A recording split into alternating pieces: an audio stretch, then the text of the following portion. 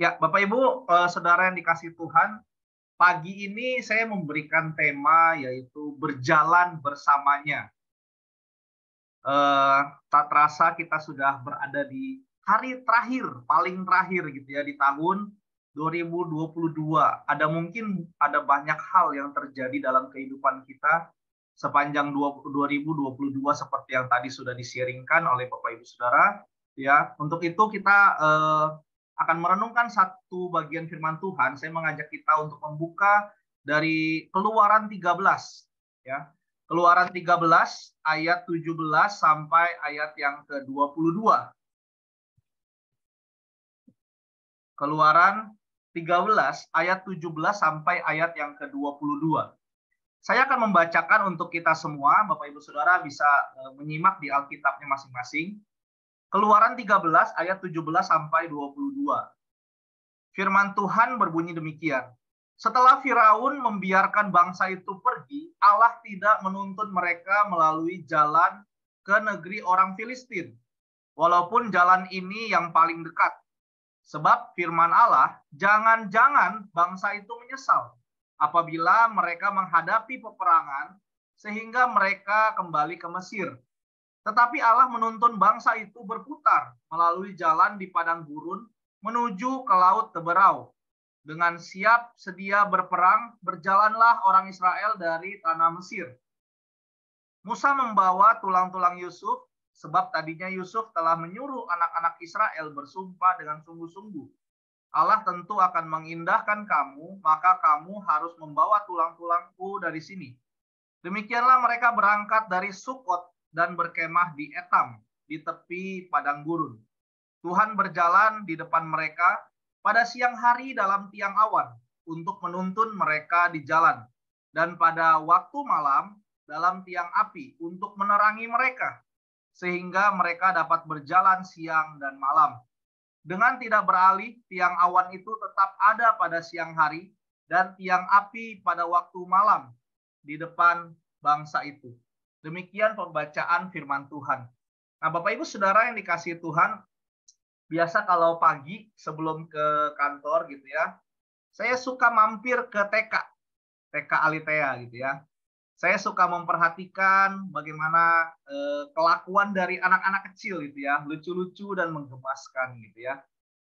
Saya melihat gitu ya tentang bagaimana mereka belajar, bagaimana kemudian mereka main sama teman-teman mereka, bagaimana mereka berinteraksi di kelas gitu ya. Bahkan waktu itu saya pernah menemukan ada satu anak yang takut sama ulang tahun gitu ya, nangis. Waktu saya datang gitu ya, dia menghampiri saya terus tiba-tiba memeluk saya gitu.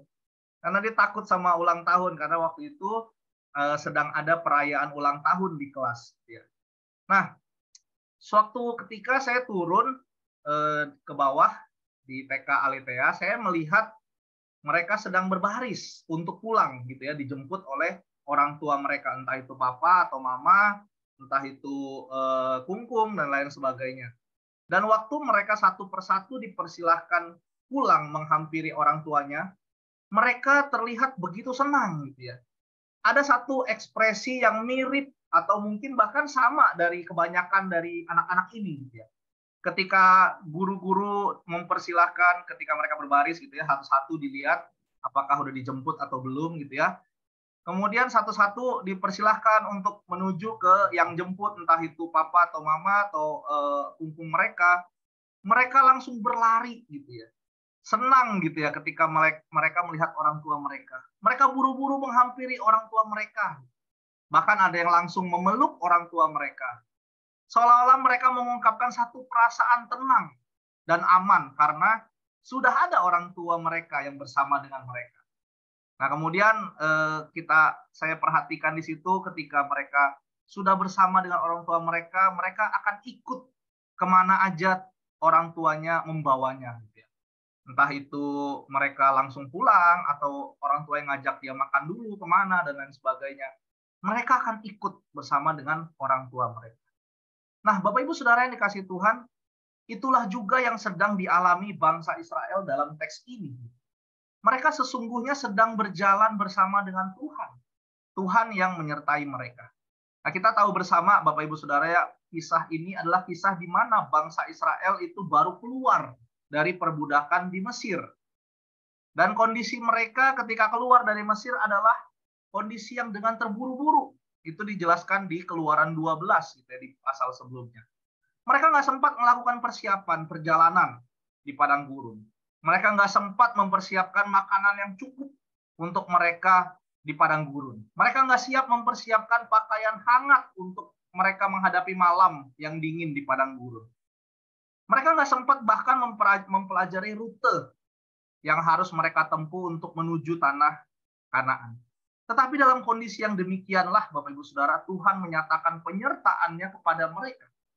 Dalam kondisi yang demikian, Tuhan berjalan bersama mereka untuk memimpin mereka ke tanah perjanjian. Nah, Bapak Ibu Saudara yang dikasih Tuhan, dalam Keluaran 13 ayat 17 sampai 22 ini menceritakan bagaimana mereka berjalan bersama dengan Tuhan. Saya melihat ada 2 poin penting dari teks ini gitu ya, tentang berjalan bersama Tuhan. Yang pertama itu adalah berjalan bersama Tuhan itu tidak berarti tanpa masalah. Berjalan bersama Tuhan tidak berarti tanpa masalah. Kalau kita perhatikan ayat 17, Alkitab jelas mencatat bahwa Tuhan tidak menuntun mereka melalui jalan orang Filistin. Padahal Alkitab mengatakan bahwa jalan itu adalah yang paling dekat.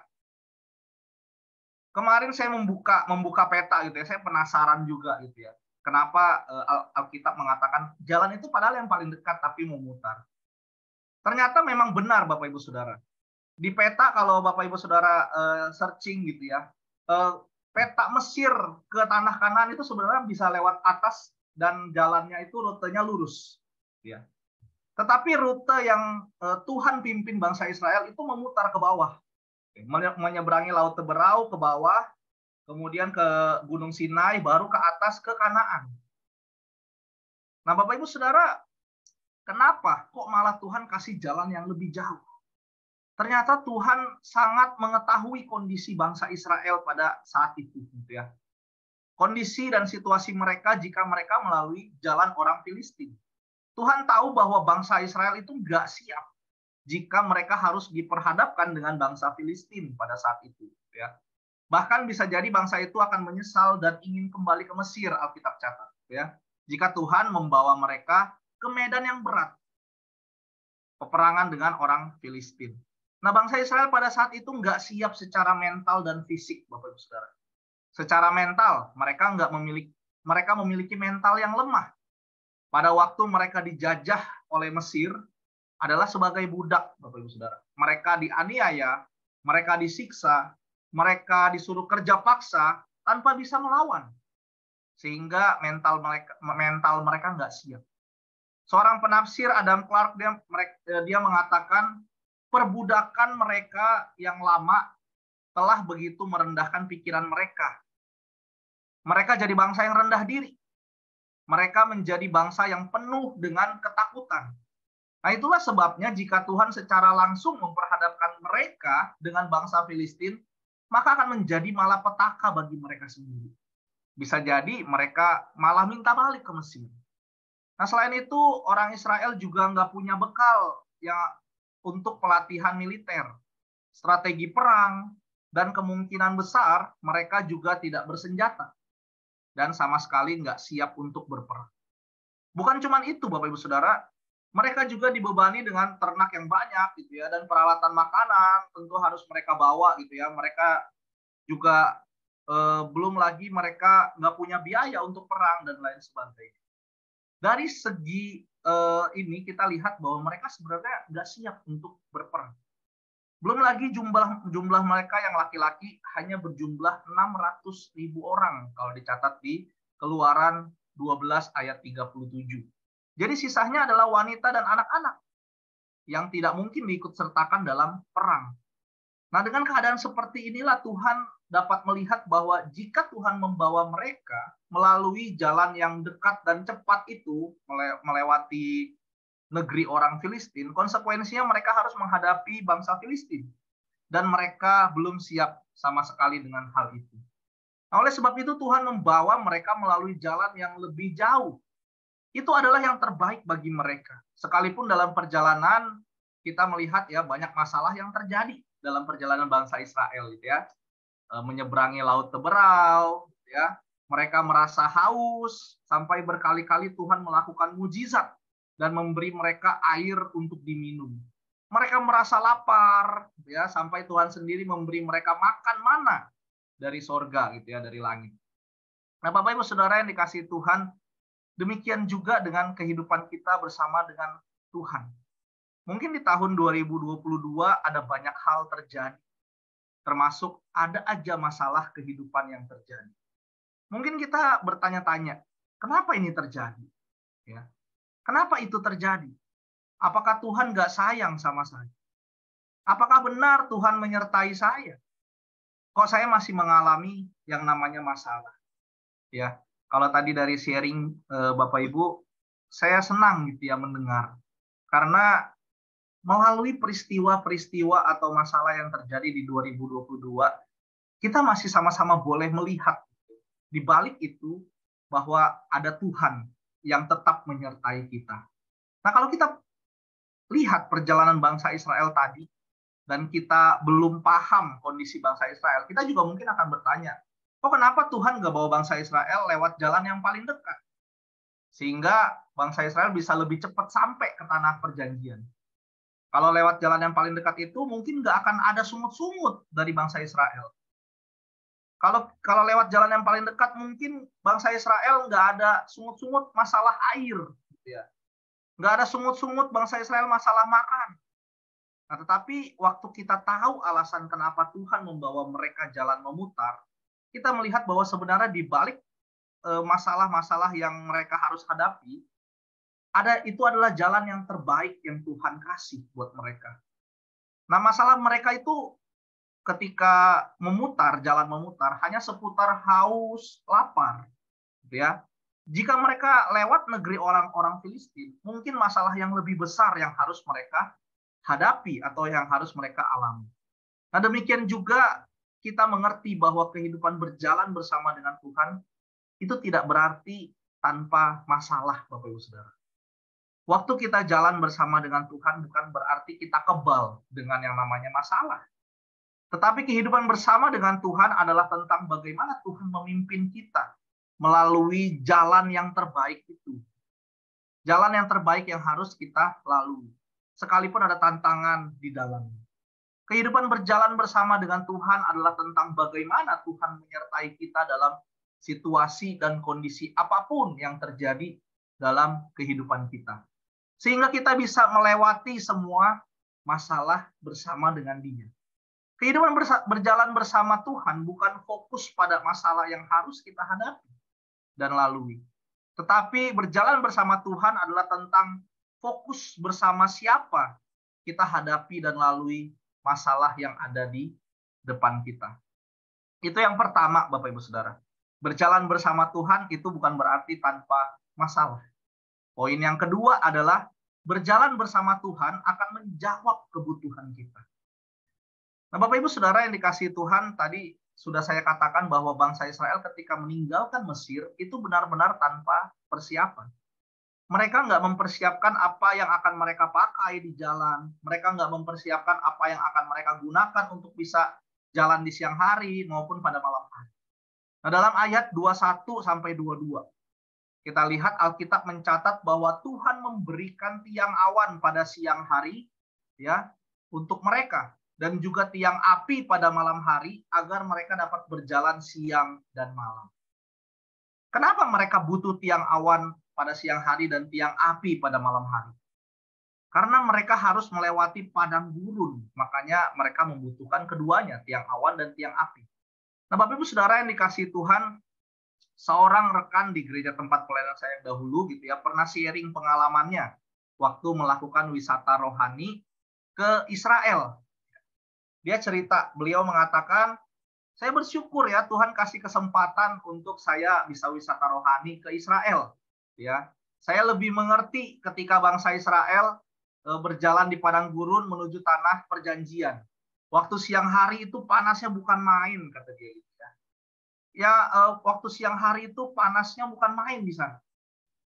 bis yang dia tumpangi dalam turnya aja itu sampai mogok 3 kali, Bapak Ibu Saudara, karena saking panasnya gitu.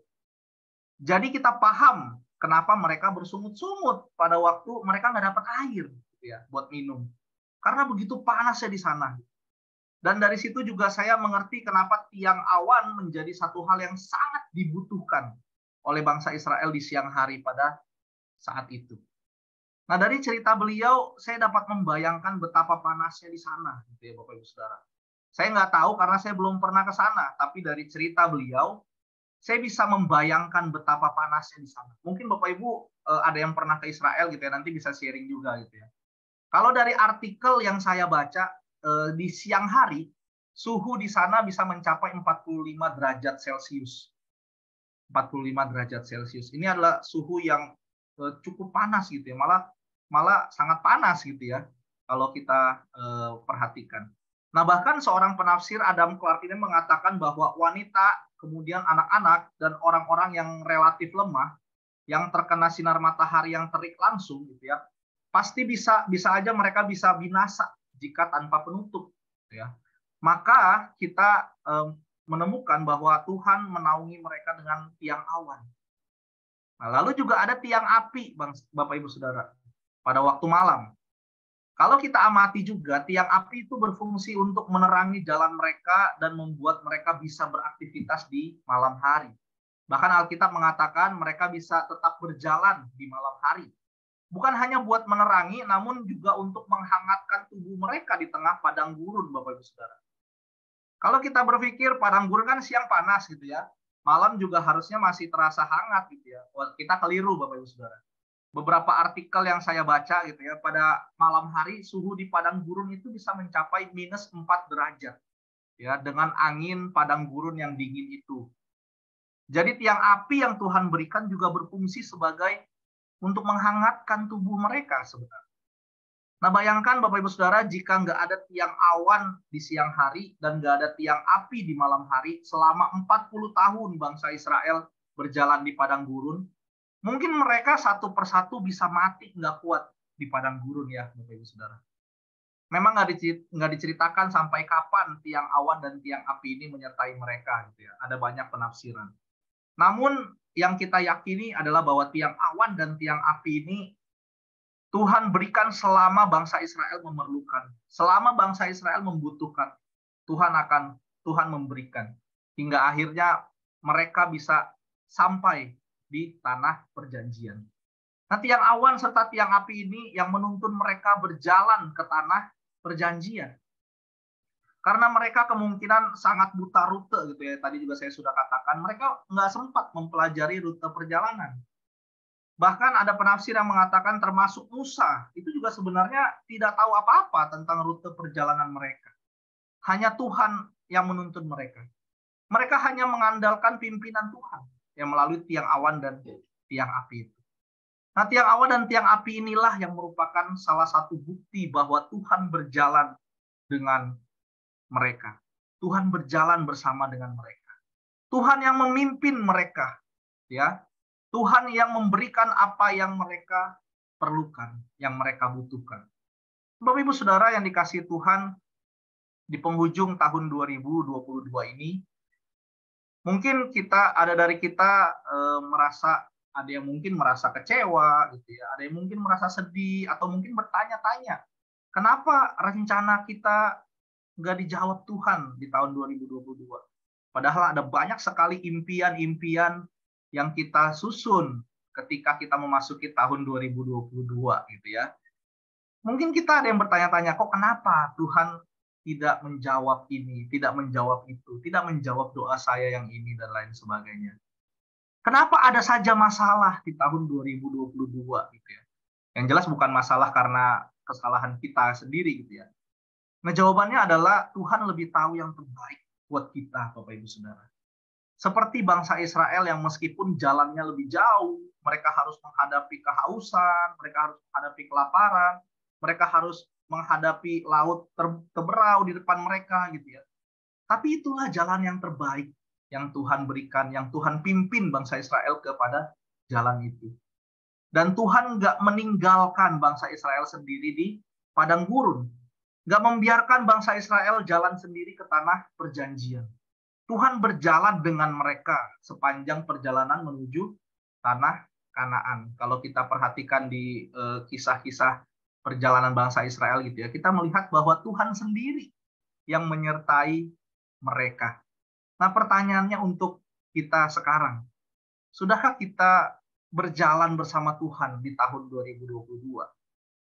Sudahkah kita melihat dan kita menyadari penyertaan Tuhan sepanjang 2022 di dalam kehidupan kita? Atau kita malah berlaku sebaliknya? Kita mempertanyakan, Tuhan di mana? Apakah Tuhan tidak menyertai saya? Ataukah Tuhan nggak sayang sama saya sehingga saya mengalami masalah yang ini dan lain sebagainya? Mari kita merenungkan dan merefleksikan kembali perjalanan kehidupan kita sepanjang 2022 yang kita lalui bersama dengan Tuhan.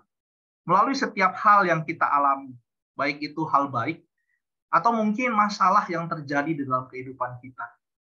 Percayalah, ketika kita berjalan bersama Tuhan, Tuhan akan memberikan yang terbaik yang kita butuhkan. Dia yang memelihara kita. Seperti Dia juga memelihara umatnya bangsa Israel masuk ke tanah perjanjian. Itulah juga penyertaan Tuhan di dalam kehidupan kita. Bapak Ibu Saudara, marilah kita menyongsong tahun 2023 ini yang akan kita masuki bersama. Kita berjalan bersama dengan Tuhan.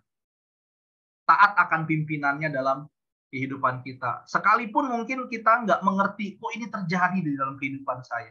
Kok ini terjadi di dalam kehidupan saya. Ini dan itu, saya nggak mengerti kenapa ada masalah dan lain sebagainya. Tetapi marilah kita taat kepada pimpinannya dalam hidup kita. Dan percaya bahwa Dia pasti memberikan segala sesuatu yang terbaik buat kita. Ya. Tadi dari kesaksian Bapak Ibu Saudara, masalah ada gitu ya, masalah terjadi untuk apa, orang-orang yang membuka bisnis mungkin tidak mudah di masa-masa COVID-19 ini, tapi kita tetap melihat bagaimana pemeliharaan Tuhan, bagaimana penyertaan Tuhan yang cukup bagi setiap kita. Mungkin tidak berlimpah dan lain sebagainya, tetapi cukup bagi setiap kita, anak-anaknya. Kiranya firman Tuhan hari ini boleh menguatkan kita, mengingatkan kita kembali dan kita siap untuk menyongsong tahun 2023 dengan berjalan bersama dengan Tuhan. Amin. Mari kita berdoa.